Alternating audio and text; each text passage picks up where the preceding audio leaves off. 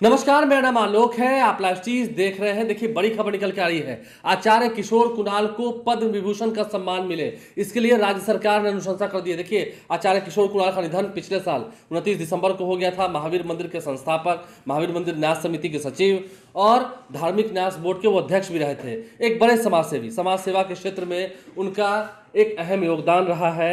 चाहे कई अस्पतालों की हम बात करें, बाल कैंसर अस्पताल की भी नींव रखकर वो गए हैं, शिलान्यास कर कर गए हैं।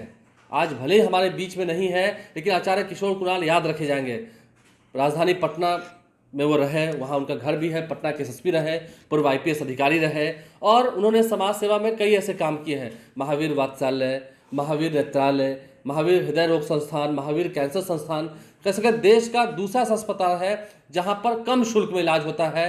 और देखिए, महावीर संस्थान से जुड़े हुए तमाम जितने अस्पताल हैं, जितने आरोग्य अस्पताल हैं, जितने भी अस्पताल हैं, वहाँ पर आयुष्मान कार्ड योजना की जो उनके लाभुक होते हैं, आयुष्मान कार्ड योजना के तहत जो उनके लाभुक होते हैं, उन्हें भी लाभ मिलता है। तो आचार्य किशोर कुणाल भले अब इस दुनिया में नहीं रहे, लेकिन नीतीश कुमार से उनका बेहतर संबंध रहा था, किससे नहीं था।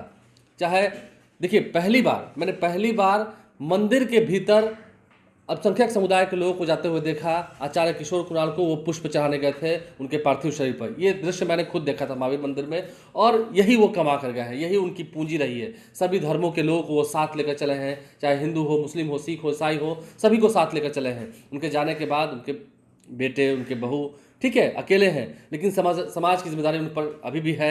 समाज का जो भार लेकर कुणाल साहब चल रहे थे, अब ये जिम्मेदारी उनके बेटे पर आ पड़ी है।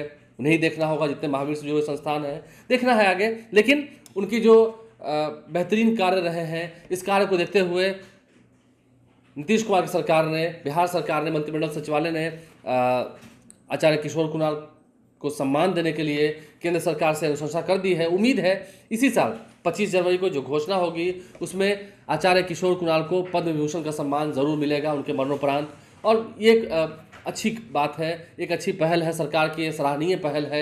उनके समधी भी हैं, अशोक चौधरी बिहार सरकार के मंत्री हैं, उन्होंने भी अथक प्रयास किया, बहुत साथ चले।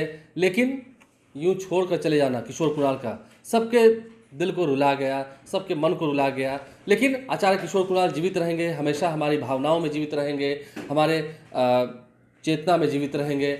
आचार्य किशोर कुणाल ने इतने बेहतरीन काम किए हैं। देखिए, नैवेद्यम लड्डू आप पटना में खाते हैं, नैवेद्यम लड्डू कैसे आया राजधानी पटना में? तिरुपति का मशहूर लड्डू है नैवेद्यम लड्डू, आचार्य किशोर कुणाल की सौगात थी। और हजारों नहीं, लाखों की संख्या में लोग जो इलाज कराते हैं महावीर संस्थानों से, महावीर संस्थान से जुड़े हुए तमाम जितने अस्पताल हैं। इसके अलावा 10 करोड़ रुपए चेक के माध्यम से दिए गए थे अयोध्या राम मंदिर के निर्माण के समय, महावीर मंदिर ने दिए थे। गरीबों को मुफ्त भोजन कराना, राम रसोई का निर्माण कराना, ये तमाम ऐसे बेहतरीन कार्य थे जो आचार्य किशोर कुणाल करके गए हैं, जिसके चलते ये आने वाली जो पीढ़ियाँ हैं, जो ये कह सकें इस सदी के लोग हैं, उन्हें भूलेंगे नहीं।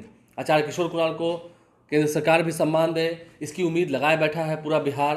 पद्म विभूषण का सम्मान मिलेगा किशोर कुणाल को 25 जनवरी को, देखना होगा। राज्य सरकार ने अनुशंसा कर दी है। पर चैनल को सब्सक्राइब कर लें, साथ साथ फेसबुक पेज भी लाइक करें। धन्यवाद।